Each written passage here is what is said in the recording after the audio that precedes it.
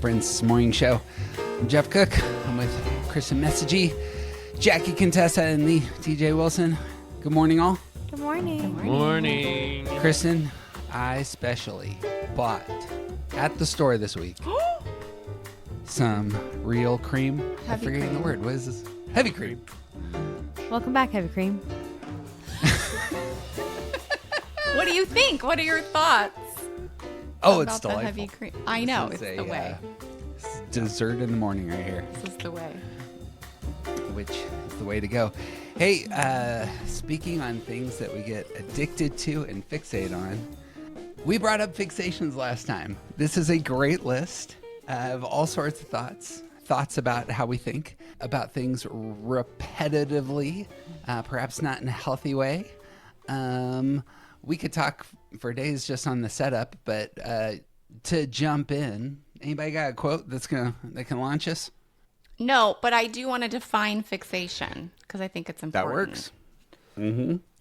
So it's an obsessive, unhealthy preoccupation. So I think we just really need to put an exclamation point on what we're talking about. This is where we all get real stuck and just repetitively. Explain it to me like I'm 5. It's not like a thing we sometimes think, right? It's like the thought pattern that grips our attention. And until we do some work, it's really, really in charge. So it's a big part of all of our deal, I think. So when this comes up, a lot of times I refer to it as the problem that doesn't feel like the problem that feels like a solution. So good. Because it's literally one of those things that we have to like very much break the glass on. Yeah. Excited to see what you guys have to say. Someone with a name that I do not know how to pronounce because I'm very bad at foreign names. And I'm not going to try because that's embarrassing, says, we often confuse determination with its evil twin, fixation. While determination is our ability to stand our ground while pursuing our goals, fixation, on the other hand, is an unhealthy attachment to an ideal. And this just made me think a lot about how, like, looking at this list of fixations, like, it would be very easy for most of us in our type to explain why that fixation is good. Absolutely. Oh, yeah, for sure. So I don't know how to necessarily describe, like, I don't know that I have thoughts about fixation to say right away, but there is something about these ideas, these things that we can sort of wrap ourselves around and like take on like a blanket and say it's okay to wear this blanket that can like be really super damaging to ourselves and our lives and our loved ones. I want to go that direction also. Kristen brought up that these are unhealthy mental states. I suppose we probably need to unpack unhealthy if we're going to use that term. But getting into what TJ is saying, it seems to me it's really important to say sometimes being persistent in your thinking is a virtue. It's a great good. Gumption, determination, perseverance, I associate those with really healthy people. So what is it that makes these, we'll get into the list here in a moment, but what makes this list so negative? How do we talk about unhealth here in your mind? These are very in line with what we avoid, right? So these things give us what feels like a semblance of, control in a human sense, right? Towards security, agency, bonding, whatever it is that we want. They give us a semblance of that, but they're in line and don't make friction. They're in line with what we avoid. So I think that's where it gets really tricky. My quote that I brought. I should really research my people because I was going to say I don't know who this person is either. Charles C. Noble. I'm so sorry, guys. We're just highlighting the worst I'm looking of at just the words. Yes, unknowingly. sorry. I do the same thing. The quote is, "First we make our habits, then our habits make us." And I thought that was very astute for this. Yeah. The only thing I want to add about this is that the reason these are unhealthy is they're obsessive, and we're not choosing them. They take us over versus us saying, okay, here's where I'm going. And we can't, it's such a one note thing, Jeff, as your language, like it's the gear that I can turn on without any choice. And I keep trying to solve problems using this one gear. And it, its utility comes to an end. In my view, the one note is exactly the point here. It is, I think we could pair fixations with our type in excess. And it's the mental state of being in excess. And excess isn't healthy because excess means that you're not balanced. And I'll continue to move back to this, that balancing across the centers is really essential for a thriving life. One of the things that I noticed re-looking at my list of fixations is just how much I could pair easily the fixations of each of the types with their repressed center. It's just all over. How am I going to avoid getting into my mind, my body, or my emotions? Can you highlight one type with Sure. giving that as an example? Well, let's pick on TJ, shall we? That sounds Do it. fun. Do it. The 9 was the one that sparked for me, but you want to talk about indolence and how this obstructs your ability to get into your body? I also want to sort of point back to we talked last week about steps, about how this is sort of like this thing, we don't get our motive fulfilled, and then we fall into this, and then we fall into this, and then we fall into this, and we fall into this, and this is, to me, this is one of those steps, and all of the passions or the sins fit this really nicely as well, and it's sort of like that moving that passion into a place where it's a pattern, it's a regular thing. So going from sloth into indolence, it's like the inability to engage appropriately to get going on the things that need to get done is something that 9s, that 4s, 5s, and 9s, all withdrawn types, we don't do the things that need to be done when they need to be done, right? We can't engage like we're supposed to. We have unproductive doing. So for 9s, the sin, the passion is sloth, and it's about it is describing that. It's not engaging the stuff that needs to happen when it needs to happen. And for a lot of us, that's seen as laziness or some kind of couch potato mental image. But you move into the fixation, you move into this place where it becomes a habit, and you get stuck in places where you don't care about the things that are supposed to matter anymore. Yeah. It's become a mental pattern that sort of gets you stuck about, well, I can't move this thing, so I can't care about it anymore. Yeah. And that reinforces the sloth and reinforces the excess and continues to hold me down in a place that I can't engage life, and now I don't want to anymore, and now I kind of don't care about it anymore. Can I ask a question about that? So in my list here, I have kind of what it might look like consciously versus unconsciously, because consciously that's not in the awareness, right? If we saw what we were doing there, which is why we all use these tools to actually wait a minute, what am I actually doing? So I think at a conscious level, does it sound something like it's fine? I just genuinely, this is not a problem. Yes. Is that how it, Yeah. Okay, right. Yeah. And this is what's so interesting to me is how do we perceive the unconscious deal? And so I just think that's really interesting. Yeah. And there are times when that actually is true. So it's all very tricky. Mm-hmm. And sometimes it can be, there are ways that this can protect us. Yeah. The example that was happening in the world when we were talking about this was Notre Dame was on fire. Ugh. Right? The And cathedral. Yeah.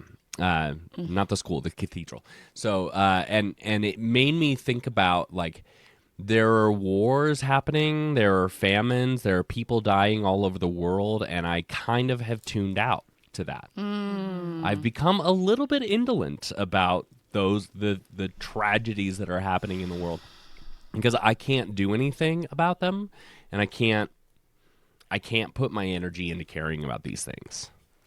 But when the cathedral was on fire, like, I want to give money to this effort. I want to help this thing, and it's like this church building is on fire, but there are people dying all over the world, and my desensitization because of a 24-hour news cycle, because of worldwide information, because of all of this stuff, I can't do anything about those problems. And so I've put them in this place where it's like I just kind of don't care about it. I want to highlight the idea that I think the fixation builds on the traditional sin or passion. I think sloth kind of gets into your heart and then it moves into your head, and that's going to be true, I think, across the types. Yep. That when we embrace the passion, it moves into our minds, and as Kristen was saying, I think it becomes a doom loop. It becomes the mind reinforces the heart, which reinforces the mind, which reinforces the heart, and you can become quickly oblivious to the fact that you're in a rut like that. It seems like this is I think normal. that's the norm. I think that's how people live, is those two experiencing pieces. excess in that space. Yeah. TJ, that was super helpful. Damn it, I'm next. I mean, we don't have to go, but there We is can go no backwards. Freshman. Well, actually, let's talk about 4s and 5s, because I brought up the fact that it was. I think you could pair these easily with repressed center, but I have for 4s that they're good. fixated on melancholy, and 5s are fixated on stinginess. Would any corrections to that language? Anything that would be better than melancholy and stinginess for these two types, and then we can talk about each. I was gonna ask you guys the same for 5s, because I just don't like the word, and I'm like, it just doesn't feel fair. Mine's Stinginess? cowardice, so they can take stinginess and I don't like cowardice either. it's so accurate. I know. We'll talk about it in a second. The 5s, I think mental withholding is really what I want to get at, but stinginess kind of encapsulates that in a term. Yeah. Jackie, do you have one you like better? Like, do you have one that you prefer? I don't, because when I'm talking about avarice, which I also hate using that word, because I'm like, what are we going to say that ever? I often refer to it as withholding and then use withholding from there on out. And so for this word, I'm like, yeah, you just withhold your whole life. It just doesn't feel fair. So I don't have a word to throw in the ring. I like stinginess because it can quickly get applied to the places that 5s struggle in their minds, in terms of being stingy about gifting out and exposing their emotions, their ideas, handing off their physical resources. There is a refusal to share at some levels when 5s are really unhealthy, and it seems to me that pings for me in terms of where 5 struggles. Also, note it very much is an excuse to not to get into your body and not to engage the world in that, and to bring it back full circle to these are obstacles to balance, and they keep you in excess. That hits me as clean and sound.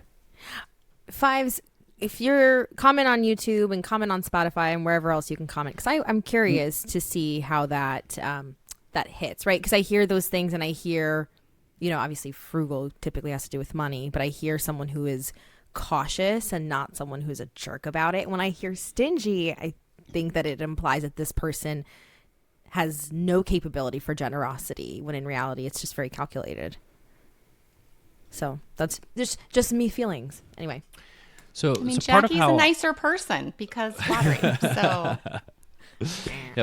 part of how I understand this, like specifically thinking about the slide from the passion into the fixation. So avarice or greed is, to me, it's it's a desire to keep or protect or hold on to, right? And then the stinginess or the withholding is about an intentional refusal to share. Yeah. So the passion is very much about keeping, and the fixation then is about not giving. Does that make sense? Well, but their conscious thinking, right, would be just, I need more time alone. Like, I don't have enough energy. I need more before I can engage. This withholding is not conscious. It can be the mechanism, but their fixation is, oh, I just need more. Yeah. So you have to look at the conscious way that shows up versus the unconscious mechanism at play. Because none of And it's us are not out here being necessarily like, I'm about- an asshole. Right. It's not about being a jerk. It's about there can be all kinds of justification about why I Exactly. wouldn't share this thing with you. And they could feel like it's just because I don't know enough yet. It's just because Sure. I don't have enough energy. So it's not a conscious stinginess. Just like I'm not aware, again, of my own cowardice unless I go looking for it. Really want to highlight this idea. There's another quote, which I'm going to butcher, but it's something to the extent of their habits begin as spider webs and they turn into chains over time. There's something about these fixations that one of the reasons that they're unhealthy is they actually cut off your ability to choose at some levels. The habits themselves make choices for you. And that means That's that right. you're lacking volition. You're lacking something core to your humanity. If it's the case that we step in and say, well, of course, they're just a 5 in excess and they don't have a choice here. Well, that is a dehumanizing posture, both towards the person, and that's the condition that they've entered. That's a bad state of affairs. Oh, and then to Jackie's point, I think it's the case that 5s do have an ability to be generous in the same way, to use a different type. 7s have an ability to embrace that place of moderation, or even, what's the virtue for 7? It's something like that. It's like Sobriety. yeah, sobriety. So it's almost like the opposite on that end. 5s can be lavishly gracious when they are balanced in their healthy self, understanding the resources they have, and because they understand themselves and who they are in the world, can thoughtfully dole out what's good and wise. 4s on the opposite side, same story for me, is that melancholy is something that keeps you stuck in inactivity. You can quickly get into a spot where your envy of others bemoans and becomes melancholy, and it becomes about yourself, and you get stuck in yourself in that cycle of sadness that might characterize a 4 in excess. But all of that is, I'm not moving, I'm not acting, I'm not being myself in the world. That seems to me a huge hurdle. Thoughts on 4s and melancholy? And thinking about 4s as idealists along with 1s and 7s, like I kind of think that like envy is about like I don't get the things that other people get, and as it moves into melancholy, it becomes my life won't get better, and like an acceptance that things will not get better. But also that tinge of superiority that 4s can tip into, which is that, well, it's because I'm so deep. It's because I'm so real and see things so, clearly and deeply, and other people just can't. So I also just want to, there's that, I want to say, like, sort of intellectual snobbery that I think gets missed in a lot of 4 teaching. That there's an edge to 4 that I think we need to also highlight. Because it's like, there's sort of like the, everything, but they sturdy themselves with but it's because I'm so much better, right? I'm sad because I'm enlightened. Yeah. Yes. I find fours to be, we all to some degree will have again, these are problems that we think are solutions, right? They are automatic solutions for us. And I find that I'm a very big fan of everything that we are doing right now that sort of runs us in circles is really just being mismanaged, and we can manage and do things better, right? Like, I'm not going to be a person that flatters other people. Like, it just is. It's very much part of my language. So anyway, but so all to some degree we use this and we need to use it better. And I find that fours are very protective of melancholy, a melancholic state. And I want to understand it further, right? I think I had one client describe it to me as that this state did feel like actioning something, like doing something about it. So I'm actually very interested in this idea that fixations and our unproductive center kind of hold hands, because I don't know, but I find that fours tend to feel very attached. Like, for me, I can't imagine a world where I'm sort of not gauging how someone feels about me through catching what I throw at them. Okay. That's, flattery to say the least, but I can't say that I like really feel very attached or like that as part of my person. And I'm curious if you guys have heard any of the same. I've heard more than a few times that they're more like, it's always like, oh, my stupid envy, but melancholy is not like that for them. What do you guys think? I think this is right, because what's painful, I think, for a four is like what's real, what's tangible.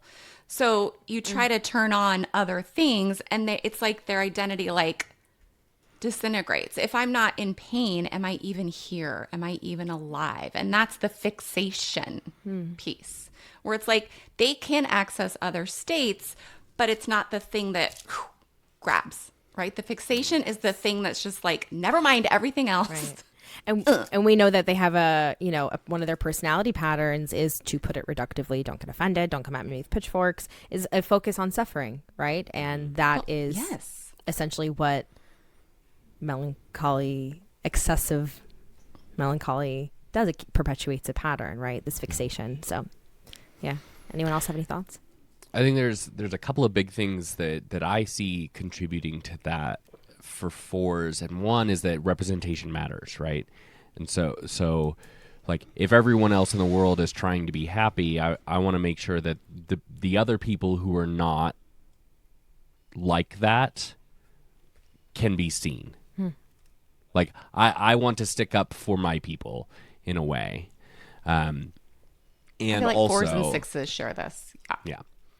And because fours don't see pain as something that needs to be fixed, it is very easy to fall into the place where pain never needs to be fixed. So well said. Why would it need to get fixed?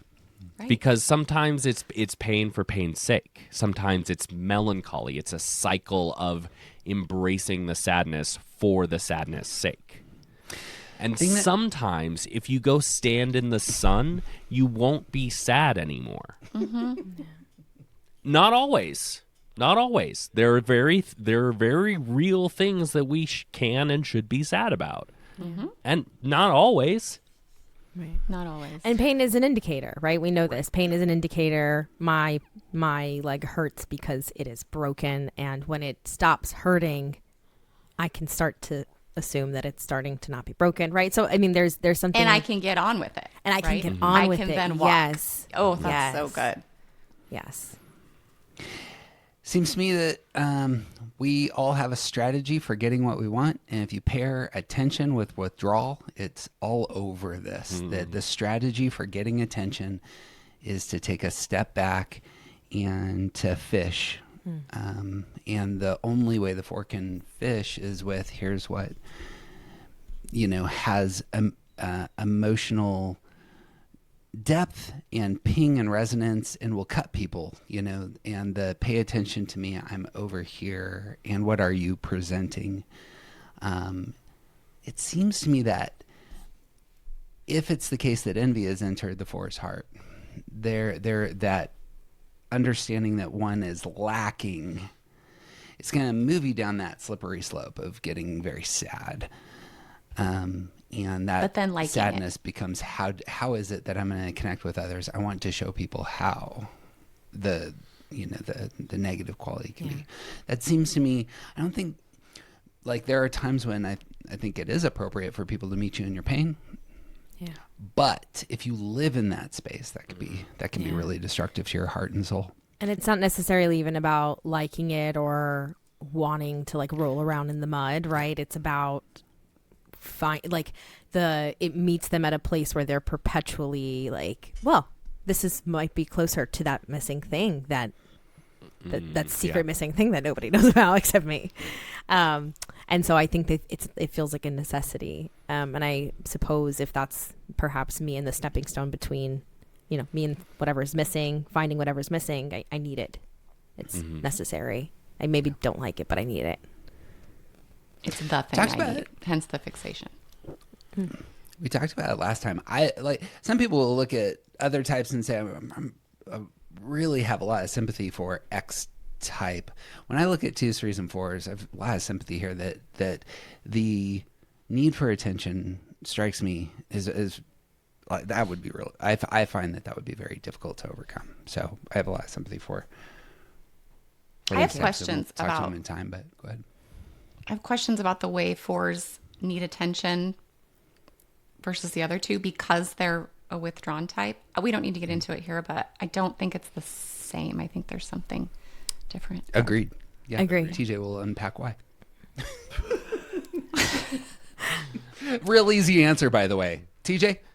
Super simple. I mean, I think the short version is that the attention is focused inward. It is about the attention, not necessarily about other people.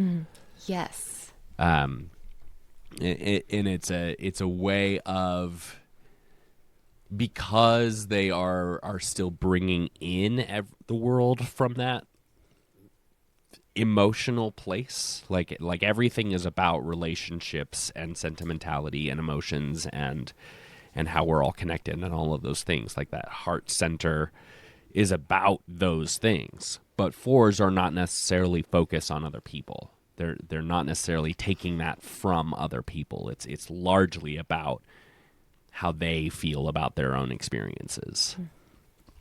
Okay, thank you for confirming that because I feel like I'm learning there, and that's okay.